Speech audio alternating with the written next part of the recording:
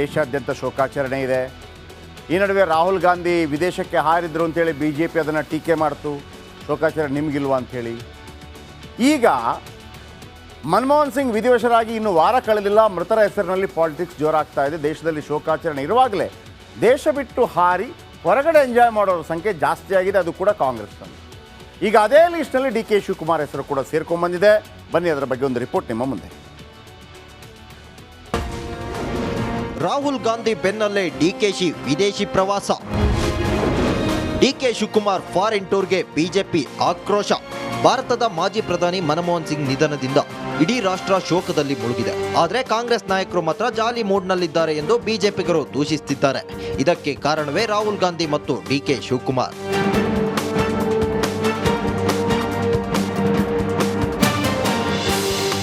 ಹೌದು, ಮನಮೋಹನ್ ಸಿಂಗ್ ಅಂತ್ಯ ಸಂಸ್ಕಾರದಿಂದ ಹಿಡಿದು ಅಸ್ಥಿ ವಿಸರ್ಜನೆವರೆಗೂ ರಾಜಕೀಯ ನಡೆಯುತ್ತಲೇ ಇದೆ. ಈ ಮಧ್ಯೆ ಕಾಂಗ್ರೆಸ್ಸಿಗರ ನಡೆ ಮತ್ತಷ್ಟು ಚರ್ಚೆಗೆ ಗ್ರಾಸವಾಗ್ತಿದೆ. ದೇಶದಲ್ಲಿ ಶೋಕಾಚರಣೆ ಮಧ್ಯೆ ವಿಯೆಟ್ನಾಂಗೆ ಜಿಗಿದ ರಾಹುಲ್ ಗಾಂಧಿ ವಿರುದ್ಧ ಬಿಜೆಪಿ ನಾಯಕರು ಮುಗಿಬಿದ್ದಿದ್ದು ಆಗಿದೆ. ಇದರ ಬೆನ್ನಲ್ಲೇ ಈಗ ರಾಜ್ಯದ ಉಪಮುಖ್ಯಮಂತ್ರಿ DK ಶಿವಕುಮಾರ್ ವಿದೇಶಿ ಪ್ರವಾಸಕ್ಕೆ ಹಾರಿದ್ದಾರೆ. DKಶಿ ಕುಟುಂಬ ಸಮೇತ 4 ದಿನಗಳ ಕಾಲ ಕೆನಡಾ, ಟರ್ಕಿ ಪ್ರವಾಸಕ್ಕೆ ತೆರಳಿದ್ದು DKಶಿ ನಡೆಯನ್ನ ಬಿಜೆಪಿ ಖಂಡಿಸಿದೆ. ಅಲ್ಲ, ಬಹುಶಃ ಇದು ಕರ್ನಾಟಕದಲ್ಲೇ ಶೋಕಾಚರಣೆ ಮಾಡಿದರೆ ಸರಿಯಾಗಿ ಅದು ಆಗೋದಿಲ್ಲ ಅಂತೇಳಿ ಬಹುಶಃ ಫಾರಿನ್ ಕಂಟ್ರಿಯಲ್ಲಿ ಮಾಡಿದರೆ ಶೋಕ ಸರಿಯಾಗಿ ಆಗತ್ತೆ ಅಂತ ಅನ್ನೋ ಕಾರಣಕ್ಕೆ ಬಹುಶಃ ಹೋಗಿರ್ಬೋದು.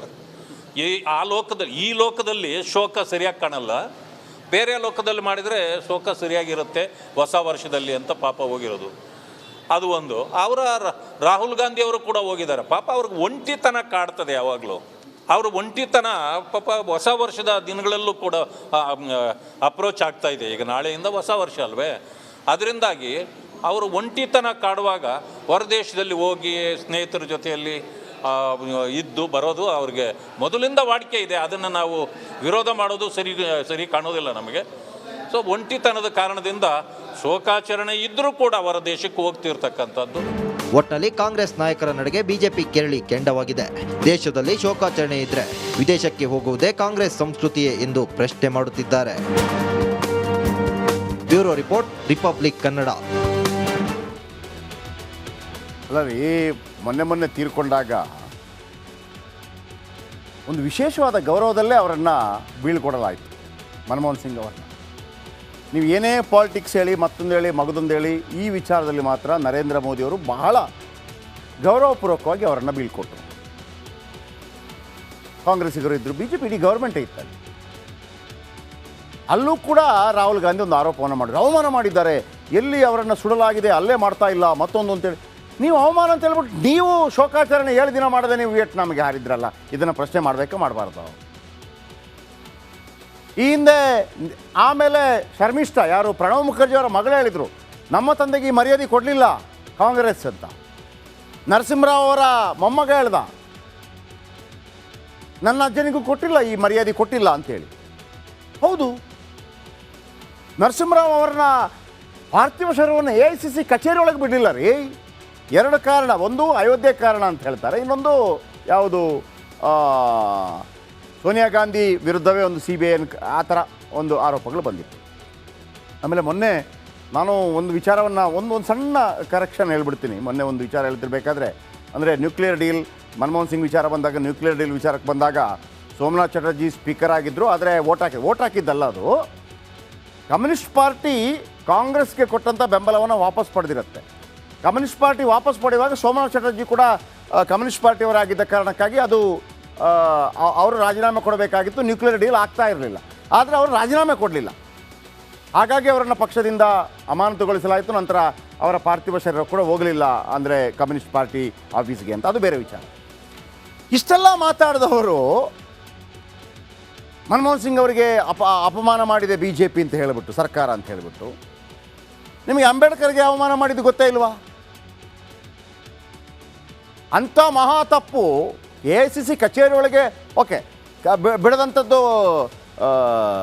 ನರಸಿಂಹರಾಯರು ಏನು ಮಾಡಿದರು? ನೀವು ವಿದೇಶಕ್ಕೆ ಹಾರ್ತೀರಿ. ಈಗ KPCC ಅಧ್ಯಕ್ಷರು ವಿದೇಶಕ್ಕೆ ಹೋಗ್ತಾರೆ, ಮತ್ತು ನೀವು ಯಾರ ಬಗ್ಗೆ ಮರ್ಯಾದೆ ಬಗ್ಗೆ ಮಾತಾಡ್ತೀರಿ? ಗಾಂಧಿ ಫ್ಯಾಮಿಲಿ ಮಾತ್ರನ ಕಾಂಗ್ರೆಸ್ ಅಂದರೆ, ಉಳಿದವರು ಯಾರು ಅಲ್ವೋ ಅದಕ್ಕೆ? ಕಾಂಗ್ರೆಸ್ಸಿಗರ ವಿದೇಶ ಪ್ರವಾಸ ಇದೇ ಮೊದಲೇನಲ್ಲ ನೋಡಿ. ಬದ್ಧತಾ, ಸಿದ್ಧಾಂತಬದ್ಧ ನಾಯಕ ಅಂತಂದರೆ ಕೆಲವು ಬದ್ಧತೆ ಇರಬೇಕಾಗುತ್ತೆ. ಸಾಧಾರಣವಾಗಿ ಏನು ಹೇಳುತ್ತೆ ಕಾಂಗ್ರೆಸ್? ನರೇಂದ್ರ ಮೋದಿ ಅವರಿಗೆ ಟಕ್ಕರ್ ಕೊಡುವಂಥ ಪ್ರಧಾನಿ ಅಭ್ಯರ್ಥಿ ರಾಹುಲ್ ಗಾಂಧಿ. ಓಕೆ, ಇರ್ಬೋದು, ಇರಬಾರ್ದು ಅಂತ ಏನಲ್ಲ, ಆದರೆ ಒಂದು ಬದ್ಧತೆಯನ್ನು ನೋಡ್ತಾರಲ್ಲ ಜನಗಳು. ಏನಪ್ಪ ನೋಡಿ, 2021ರಲ್ಲಿ ಪಂಜಾಬ್ ಎಲೆಕ್ಷನ್ ಇತ್ತು. ತನ್ನ ಪಕ್ಷವನ್ನು ಗೆಲ್ಲಿಸಲೇಬೇಕು ಅಂತಂದರೆ ಕಾಯ ವಾಚ ಮನಸ್ಸ ಅಲ್ಲೇ ಕೂತು ತಪಸ್ಸು ಮಾಡಬೇಕು. 2021ರ ಪಂಜಾಬ್ ಎಲೆಕ್ಷನ್ ರ್ಯಾಲಿ ಬಿಟ್ಟು ವಿದೇಶಕ್ಕೆ ಹಾರಿಬಿಡ್ತಾರೆ ರಾಹುಲ್ ಗಾಂಧಿ. ಡಿಸೆಂಬರ್ 2021 ಇಟಲಿ ಟ್ರಿಪ್ಗೆ ಹೋಗಿದ್ರು ರಾಹುಲ್ ಗಾಂಧಿ. ಹೋಗಬಾರ್ದು ಅಂತೇನೂ ಅಲ್ಲ, ನಿಮಗೊಂದು ಜವಾಬ್ದಾರಿ ಅಂತ ನೀವು ಹೇಳ್ತಿರಲ್ಲ. ನಾವು ಪ್ರಧಾನಮಂತ್ರಿ ಅಭ್ಯರ್ಥಿ ಅಂತ ಹೇಳೋರು ಜನಗಳು ನಿಮಗೊಂದು ಒಪ್ಪಿಗೆ ಕೊಡಬೇಕಲ್ಲ. ಆಮೇಲೆ 2022ರಲ್ಲಿ ಭಾರತ್ ಜೋಡೋ ಯಾತ್ರೆ ಮಾಡ್ತಾರೆ. ಭಾಳ ಯಶಸ್ವಿ ಯಾತ್ರೆ ಅದು. ಆ ಯಾತ್ರೆ ನಡುವೆ 9 ದಿನಗಳ ಬ್ರೇಕ್ ತಗೊಂಡು ದಿಢೀರ್ ಕಣ್ಮರೆ ಆಗ್ತಾರೆ. ಡಿಸೆಂಬರ್ 2023ರಲ್ಲಿ ಸ್ಪೈಸ್ ಜೆಟ್ ವಿಮಾನದಲ್ಲಿ ಟ್ರಿಪ್ ಹೋಗ್ತಾರೆ. ಈಗ 2024 ಮನಮೋಹನ್ ಸಿಂಗ್ ಅವರ ಶೋಕಾಚರಣೆ ದೇಶದಲ್ಲಿ ನಡೀತಾ ಇದೆ. BJP ಗವರ್ಮೆಂಟ್ ಇದೆ ಕೇಂದ್ರದಲ್ಲಿ, ಆದರೂ ಕೂಡ ಶೋಕಾಚರಣೆ ಅವರೇನು ಸಣ್ಣ ಪುಟ್ಟದ್ರಲ್ಲಿ ಏನು ಮುಗಿಸಲಿಲ್ಲ. ಭಾಳ ಏನು ಗೌರವ ಕೊಡಬೇಕೋ ಅದನ್ನೇ ಕೊಟ್ಟರು. ಬಹುಶಃ ಕಾಂಗ್ರೆಸ್ ಅಧಿಕಾರದಲ್ಲಿದ್ದಿದ್ದರೆ ಆವತ್ತು ಅಟಲ್ ಬಿಹಾರಿ ವಾಜಪೇಯಿ ಅವರು ತೀರ್ಕೊಂಡಾಗಲೂ ಕೂಡ ಇಷ್ಟೊಂದು ಗೌರವ ಸಿಗ್ತಾ ಇರಲಿಲ್ಲ. ನರೇಂದ್ರ ಮೋದಿ ಅವರಿದ್ದ ಕಾರಣಕ್ಕಾಗಿ ಯಾವ ರೀತಿ ಅಟಲ್ ಬಿಹಾರಿ ವಾಜಪೇಯಿ ಅವರಿಗೆ ಗೌರವವನ್ನು ಕೊಡಲಾಯಿತು, ಅದೇ ರೀತಿಯ ಗೌರವವನ್ನು ಮನಮೋಹನ್ ಸಿಂಗ್ ಅವ್ರಿಗೂ ಕೂಡ ಕೊಡಲಾಯಿತು. ಅದರಲ್ಲಿ ನೀವೇ ನೋಡಿದ್ದೀರಿ ಎಲ್ಲರೂ. ಎಲ್ಲಿ ಸುಡಲಾಯಿತೋ ಅಲ್ಲಿ ಸ್ಮಾರಕ ಬೇರೆ ಜಾಗ ಅಂಥೇಳಿ ಅವಮಾನ ಆಗಿದೆ ಅಂತ ಹೇಳಿದಂಥ ರಾಹುಲ್ ಗಾಂಧಿ ವಿಯೆಟ್ನಾಂಗೆ ಹೋಗ್ತಾರೆ. ಈಗ KPCC ಅಧ್ಯಕ್ಷ ರಾಹುಲ್ ಟ್ರಿಪ್ ನಡುವೆ DK ಶಿವಕುಮಾರ್ ಅವರು ವಿದೇಶ ಪ್ರವಾಸ ಮಾಡ್ತಾರೆ ಫ್ಯಾಮಿಲಿ ಜೊತೆ. ಮತ್ತು ಯಾವನಿಗೆ ರೀ ಇದು ಶೋಕಾಚರಣೆ? ಎಂಕಣ್ಣ ಶೀನಣ್ಣ ನಾಣಿಗ ನಿಮಗೆಲ್ಲ ಅಲ್ವಾ? ನೀವು ಎಣ್ಣೆ ಪಾರ್ಟಿ ಮಾಡಬೇಡಿ, ನೀವು ಬಿಟ್ಬಿಡಿ. ಇಡೀ ದೇಶ ಶೋಕಾಚರಣೆಯಲ್ಲಿರುವಾಗ ಉಳಿದವರು ಹೋಗೋದಿದ್ರೆ ಬೇರೆ. ಕಾಂಗ್ರೆಸ್ ಅದರ ನಾಯಕರು ಇರಬೇಕಲ್ಲ. BJP ಅವರು ಹೋದರೆ ಅದನ್ನು ಯಾರು ಕೇಳೋನಿಲ್ಲ. ಕೆನಡಾ ಟರ್ಕಿ ಟ್ರಿಪ್ಗೆ ಹೋಗಿದ್ದಾರಂತೆ KPCC ಅಧ್ಯಕ್ಷ DK ಶಿವಕುಮಾರ್.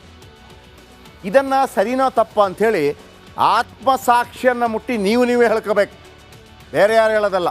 ನೆಕ್ಸ್ಟ್, ದೇಶಾದ್ಯಂತ ಶೋಕಾಚರಣೆ ಇದೆ. ಈ ನಡುವೆ ರಾಹುಲ್ ಗಾಂಧಿ ವಿದೇಶಕ್ಕೆ ಹಾರಿದ್ರು ಅಂತೇಳಿ BJP ಅದನ್ನು ಟೀಕೆ ಮಾಡ್ತು.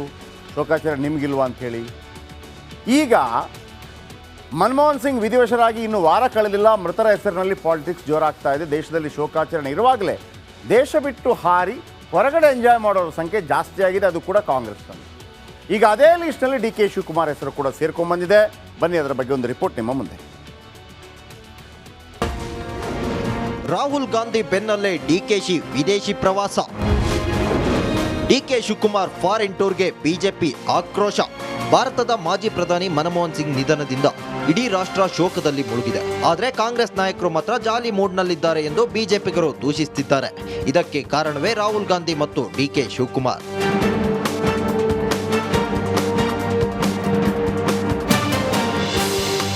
ಹೌದು, ಮನಮೋಹನ್ ಸಿಂಗ್ ಅಂತ್ಯ ಸಂಸ್ಕಾರದಿಂದ ಹಿಡಿದು ಅಸ್ಥಿ ವಿಸರ್ಜನೆವರೆಗೂ ರಾಜಕೀಯ ನಡೆಯುತ್ತಲೇ ಇದೆ.